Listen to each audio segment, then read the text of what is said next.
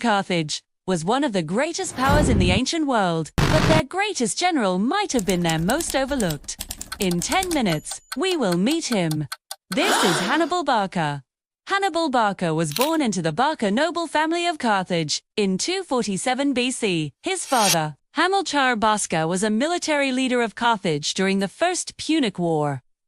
When Hamilcar died in battle in 229 BC, Hannibal inherited his command and his hatred for Rome. Hannibal's mother was from Spain, and he spent much of his youth there visiting his maternal grandfather, who had conquered large parts of the Iberian Peninsula.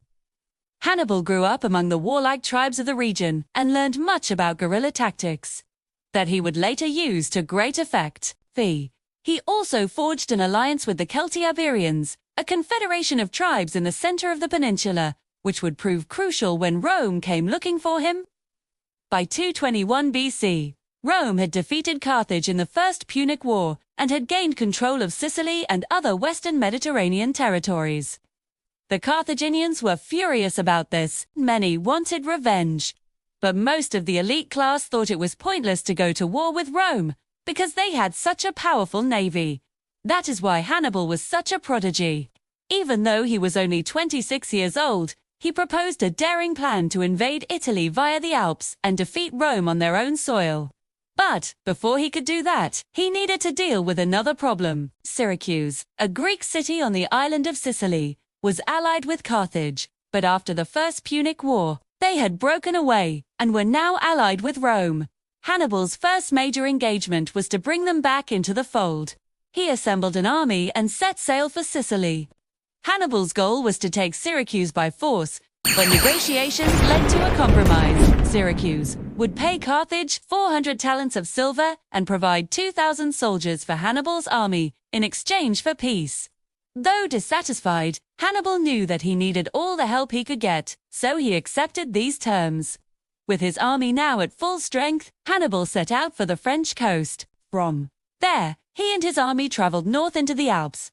It was here that Hannibal and his army suffered greatly. Many of his troops deserted, including most of his Numidian cavalry.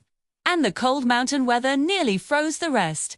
But eventually he made it over the mountains, with only a few thousand men. When news of Hannibal's invasion reached Rome, the Senate declared war on Carthage and began mustering troops. 2 consuls were appointed to lead the Roman armies, Publius Cornelius Scipio and Tiberius Sempronius Gracchus. They each commanded an army of about 8,000 men, and together they set out to stop Hannibal. Hannibal was outnumbered, but he was a brilliant tactician, and he used his skills to great effect. He avoided the Roman armies, and instead focused on harassing them, ambushing their supply lines, and destroying their fortifications. Slowly but surely, he chipped away at the Roman forces until only a few thousand remained.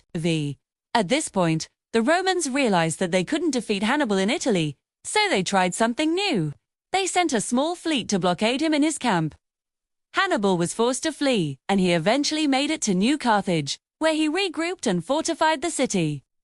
The Romans were finally able to capture Hannibal's camp, and they plundered it, finding vast amounts of treasure and booty. But it didn't matter, because Hannibal had already escaped. He made his way to Spain and raised an army to fight the Romans there.